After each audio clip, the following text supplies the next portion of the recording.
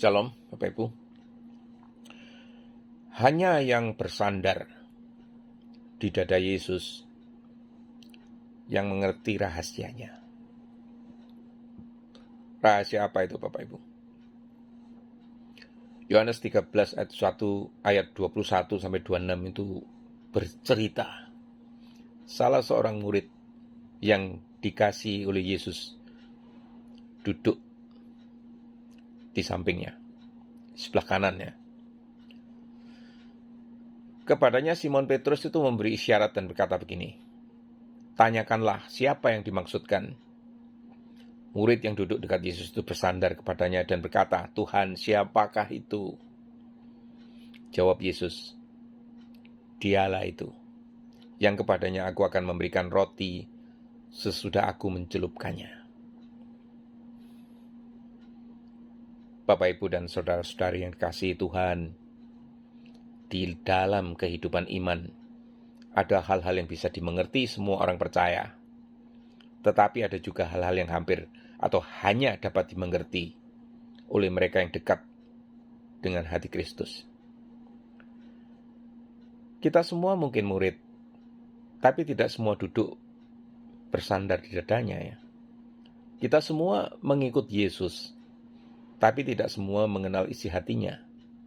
Kita semua mendengar suaranya, tapi hanya sedikit yang memahami bisikan kasih-Nya. Malam itu, di ruang atas, Yesus sedang berbicara tentang sesuatu yang paling menyakitkan bagi hatinya. Dikhianati oleh salah satu murid yang Ia kasihi. Semua murid mendengar perkataan itu, tapi hanya satu orang yang benar-benar mengetahui siapa yang dimaksud, yaitu Yohanes, murid yang paling dikasihi Yesus. Apa artinya ini, Bapak Ibu? Artinya, banyak yang dekat secara jasmani, tapi jauh secara rohani. Pada malam itu, 12 murid duduk mengelilingi Yesus. Semua tampak dekat, tapi kedekatan secara fisik tidak sama dengan kedekatan secara rohani, Bapak Ibu. Yudas juga duduk di meja yang sama, tetapi hatinya sudah jauh sekali. Ia bahkan menerima sepotong roti dari tangan Yesus. Namun roti kasih itu tidak mengubah hatinya yang telah dikuasai oleh kegelapan. Demikian pula dengan kita. Kita berada di gereja, memegang Alkitab, menyanyikan lagu pujian, tetap tanpa keintiman hati dengan hati Kristus. Kita tetap tidak akan memahami maksudnya. Banyak yang mengenal ajaran Yesus, tapi sedikit yang mengenal hati Yesus. Banyak orang tahu tentang kasih-Nya, tapi hanya yang bersandar di dadanya yang merasakan detak kasih itu.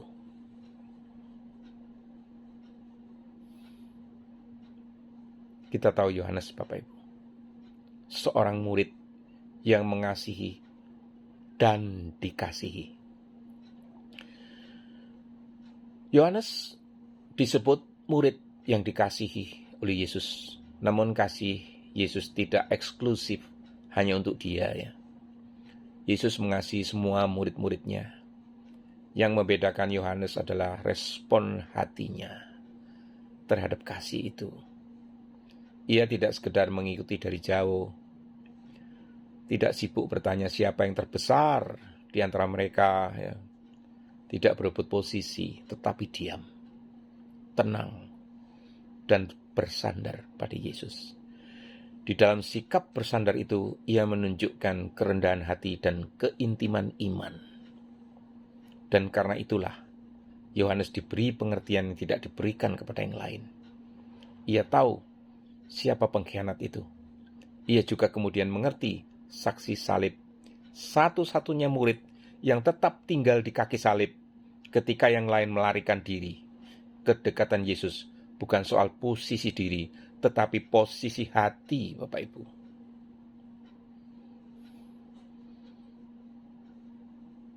Hanya yang bersandar yang dapat mendengar rahasia.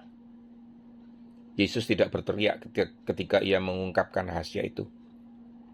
Ia tidak mengumumkannya kepada semua. Ia berbisik halus kepada Yohanes. Dialah itu, yang kepadanya aku akan memberikan roti sesudah aku mencelupkannya. Artinya, rahasia Tuhan tidak diumumkan kepada kerumunan, tetapi diungkapkan kepada yang bersandar padanya. Tuhan tidak membagikan isi hatinya kepada mereka yang hanya mencari mujizat, tetapi kepada mereka yang mencari wajahnya, Bapak Ibu.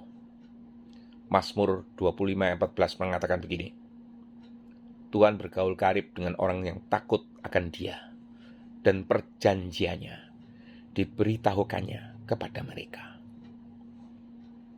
Bapak, Ibu, dan saudara-saudara yang terkasih, banyak ingin tahu kehendak Tuhan ya, tapi sedikit yang bersedia diam di dalam keheningan doa dan bersandar pada dada Kristus. Mereka ingin mendengar nama Tuhan, tapi tidak mau menenangkan jiwanya. Padahal suara Tuhan paling jelas terdengar ketika kita berhenti berbicara dan mulai bersandar. Nah, apa arti bersandar pada dada Yesus? Apa arti bersandar pada dada Yesus hari ini? Tentu bukan secara fisik ya Bapak Ibu ya, tetapi secara rohani.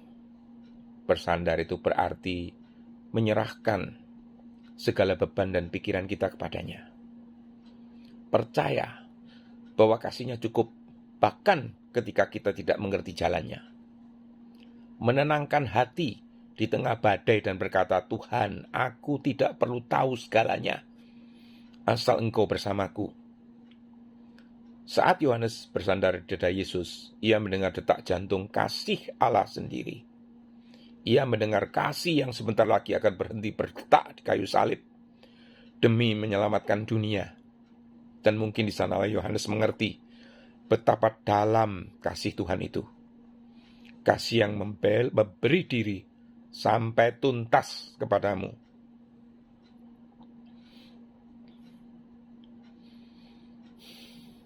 Nah, dari kebenaran inilah lahir keberanian dan kesetiaan. Kedekatan Yohanes dengan Yesus membuatnya gigih di tengah krisis. Ketika murid-murid lain melarikan diri, Yohanes tetap berdiri di kaki salib. Ketika yang lain bersembunyi, Yohanes menerima tanggung jawab besar. Inilah ibumu, kata Yesus kepada Yohanes. Yohanes 19 ayat 27. Orang yang bersandar pada Yesus bukan hanya tahu rahasianya, tetapi juga dipercayai untuk memikul sebuah tanggung jawab rohani. Tuhan mempercayakan bahasanya hanya kepada orang yang tinggal di hatinya.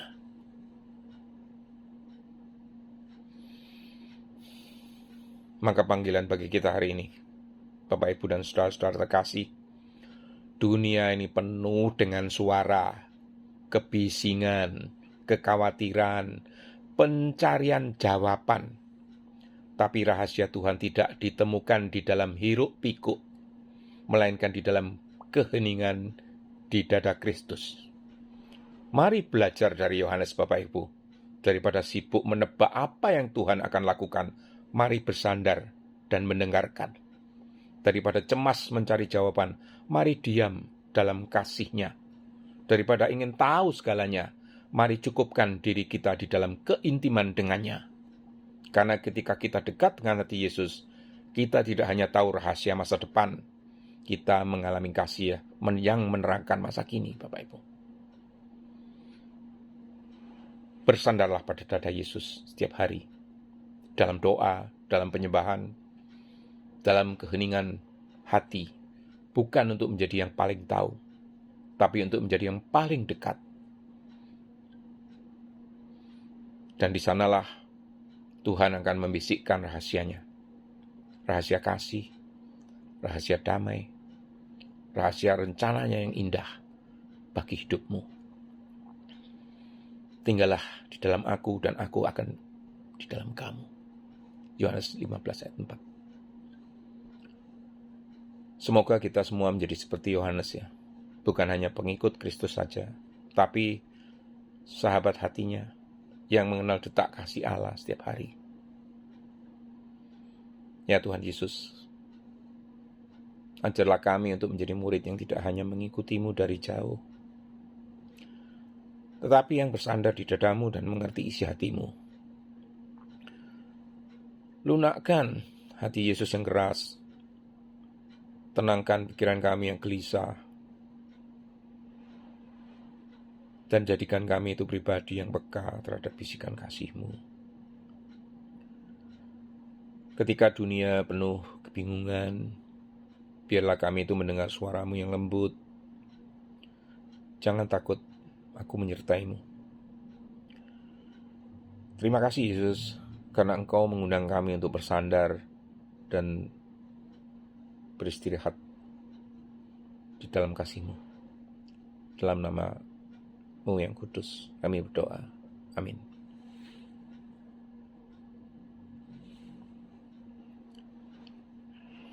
Sekedar koreksi ya Bapak Ibu, waktu saya berdoa tadi saya ngomong lunakkan hati Yesus yang keras. Itu saya koreksi. Sebenarnya yang ingin saya katakan adalah lunakkanlah hati kami yang keras, bukan hati Yesus. Sekian Bapak Ibu. Semoga Tuhan memberkati Bapak Ibu sekalian. Amin.